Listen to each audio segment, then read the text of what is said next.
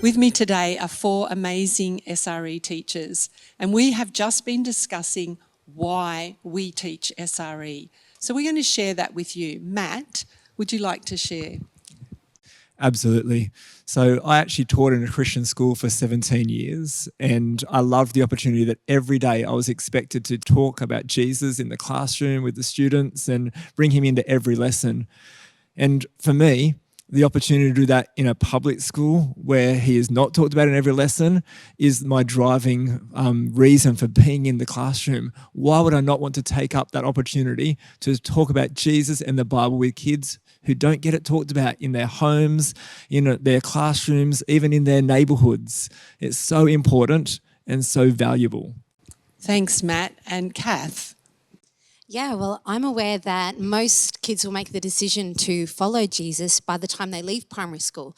So I'm really passionate about laying the foundations that are biblical in a child's life, and particularly for those students in our SRE classes that might not be a part of a church community, and SRE may be their church. I'm also really passionate about it because as a child, I had a really negative experience of SRE.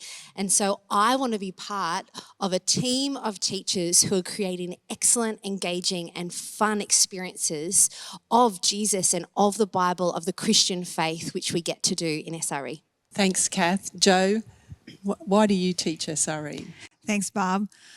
I'm so passionate about sharing Jesus with children and young people. I love the opportunity we have to do that in school and explore what does it mean to be a follower of Jesus. But I also love the opportunity for community engagement and connecting with kids in my community. I live in a small town. We minister in a small church, and the children that I'm teaching in Scripture, I'll bump into in Coles. I'll meet their parents there. The young lady who helped sell me a phone at Telstra is the same young lady I taught Scripture 15 years ago. And so I love that community engagement and building those long-term relationships in our town. Thanks, Joe. And Rick, you have a great reason for teaching SRE.